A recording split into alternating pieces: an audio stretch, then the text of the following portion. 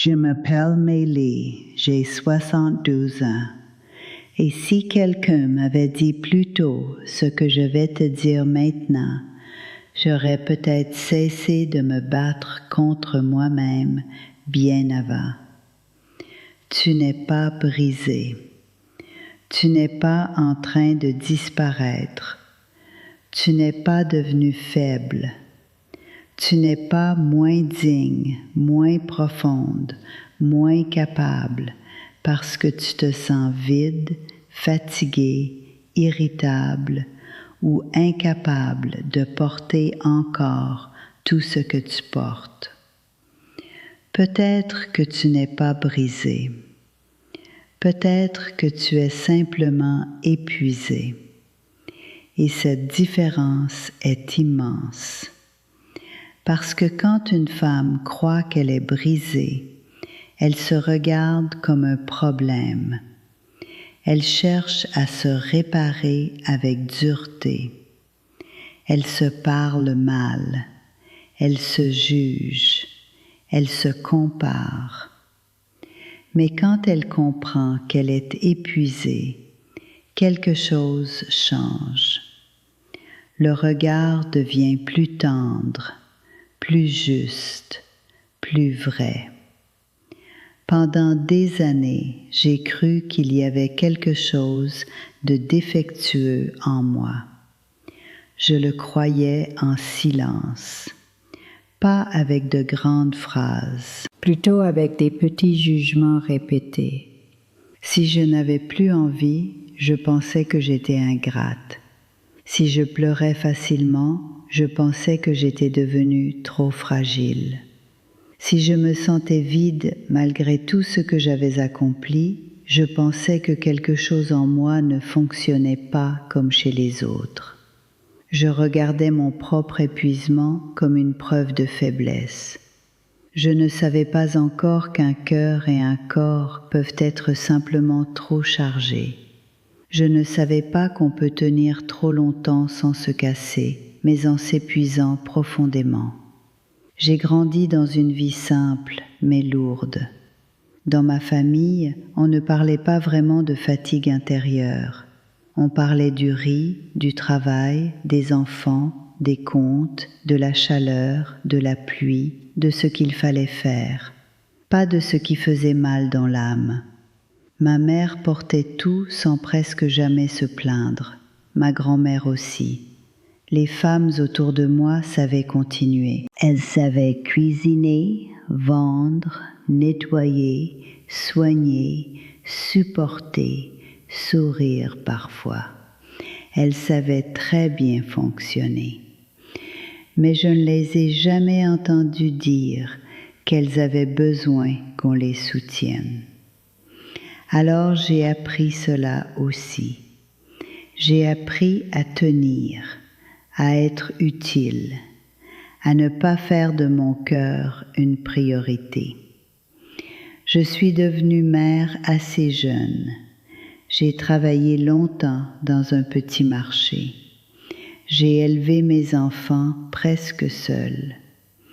J'ai porté des inquiétudes que je ne savais même plus nommer, tant elles étaient devenues normales. L'argent, la nourriture, l'école, la santé, les imprévus, la fatigue, les nuits courtes, les journées trop pleines.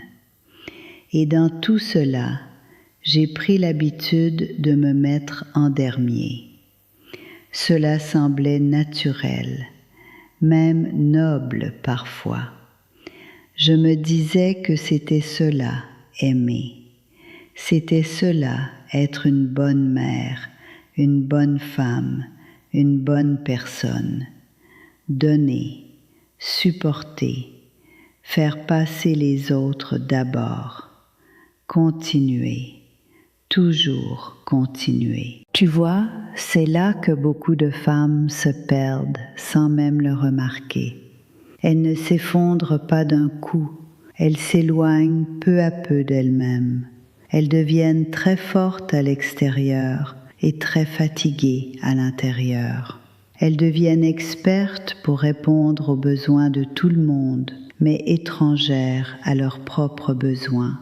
Et un jour, elles commencent à se sentir vides, dures, tristes, irritables, lointaines d'elles-mêmes. Et au lieu de penser « je suis épuisée », elles pensent « je suis cassée ». C'est exactement ce que j'ai fait. Mon corps a essayé de me parler bien avant que je l'écoute vraiment. J'avais des douleurs dans le dos, dans les épaules, dans la poitrine parfois. Mon sommeil n'était jamais vraiment profond. Je pouvais me sentir lasse dès le matin. Certaines journées, la moindre petite chose me faisait monter les larmes aux yeux. D'autres jours, je me sentais presque absente à moi-même. Et à chaque fois, je me jugeais. Je me disais que je devais mieux gérer, que je devais être plus patiente, plus forte, plus reconnaissante, plus solide. Je n'imaginais même pas que ce que je vivais pouvait être une conséquence normale d'années de tension, de charge, de silence et de manque de repos intérieur. And here's what I didn't understand then. L'épuisement profond ne ressemble pas toujours à ce qu'on imagine. Il ne se montre pas forcément comme un grand effondrement spectaculaire. Parfois, il se montre comme une tristesse sans nom, comme une difficulté à ressentir de la joie, comme une envie de silence, comme une sensibilité nouvelle, comme une fatigue qui ne part pas avec une bonne nuit, comme le sentiment d'être trop pleine et vide à la fois. C'est ce que je vivais, mais je ne le reconnaissais pas. Je croyais être en train de mal vieillir. Je croyais devenir moins capable. Je croyais qu'il y avait quelque chose en moi qui avait cessé de bien fonctionner. Quand mes enfants ont grandi et sont partis vivre leur vie, je pensais que j'allais enfin me sentir plus légère. Je pensais que le calme de la maison allait m'apporter la paix. Mais au lieu de cela, le silence a rendu mon épuisement plus visible.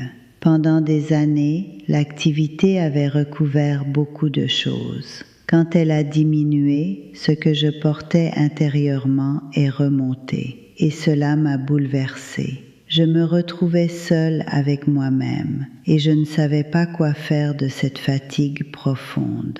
Je n'avais plus autant de tâches urgentes, mais je ne me sentais pas libre.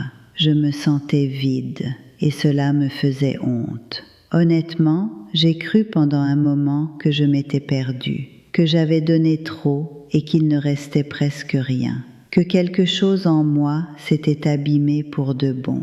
Mais ce n'était pas cela. Ce n'était pas une destruction, c'était une saturation, une usure intérieure, un cœur trop longtemps sollicité sans avoir été assez reposé, assez entendu, assez consolé. C'est à cette période que j'ai commencé à aller plus souvent au temple de la forêt près de chez moi.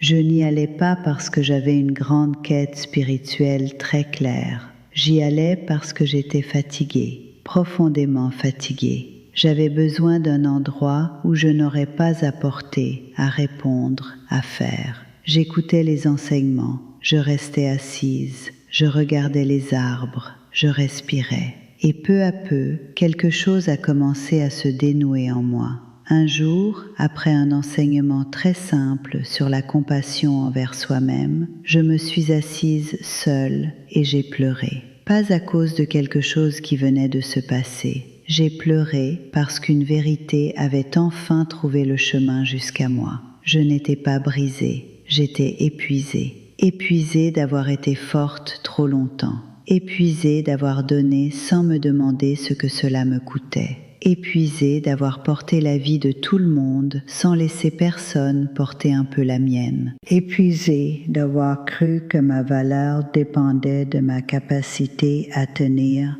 sans jamais fléchir. Tu sais ce qui m'a le plus surprise? À partir du moment où j'ai compris cela, J'ai cessé de me traiter comme si j'étais un problème à réparer. J'ai commencé à me traiter comme une femme fatiguée qui avait besoin de douceur. Et ce changement a tout transformé. Pas d'un coup, pas comme un miracle, mais dans une manière plus humble, plus vraie. J'ai commencé à me parler autrement. J'ai commencé à remarquer quand mon corps disait stop.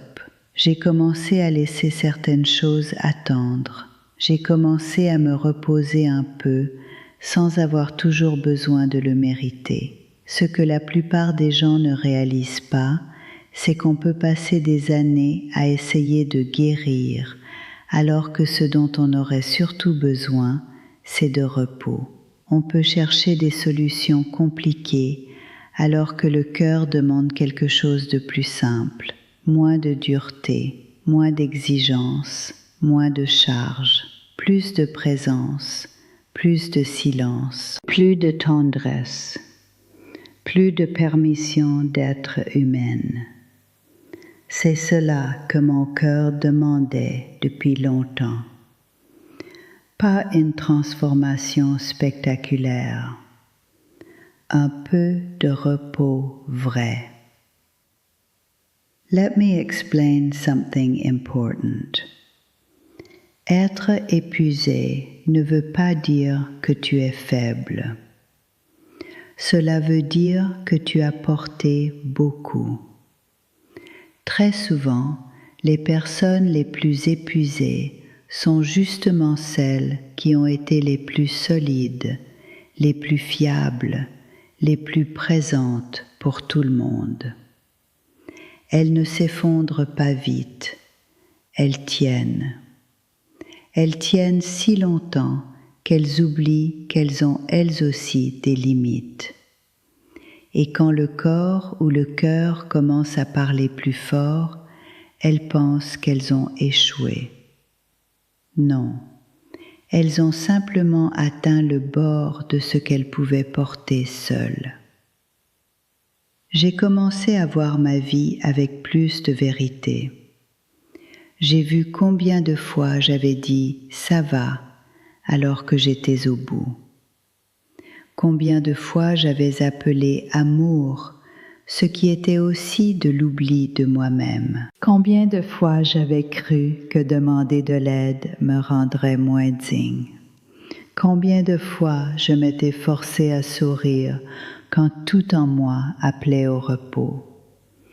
Et au lieu de me juger, j'ai commencé à ressentir de la tendresse pour la femme que j'avais été. Une femme courageuse, oui, mais surtout une femme très fatiguée, qui n'avait jamais appris à se donner la douceur qu'elle donnait aux autres. Aujourd'hui encore, il m'arrive d'avoir des jours lourds. Il m'arrive encore de sentir la fatigue revenir. Il m'arrive encore de vouloir tout gérer seul. Mais maintenant, je le vois plus vite. Je sais reconnaître le moment où je commence à me traiter comme une machine.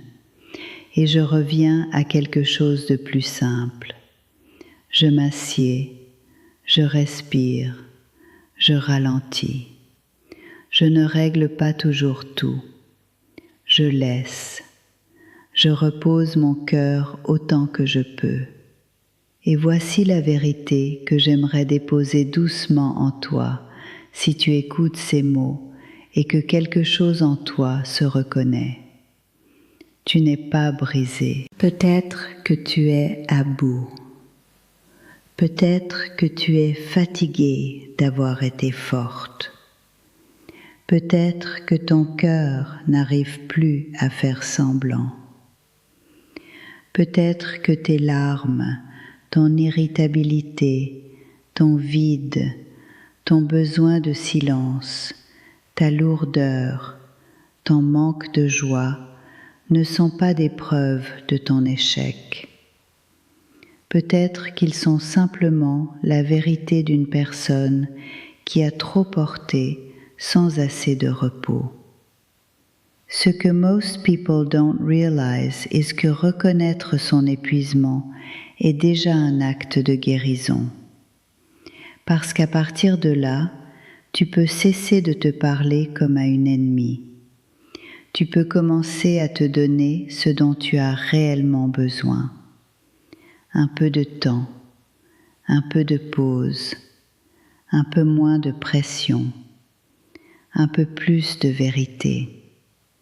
Et cela peut sembler petit, mais parfois, ce sont ces choses-là qui sauvent doucement une vie intérieure. Si ces mots touchent quelque chose en toi aujourd'hui, ne les laisse pas passer trop vite.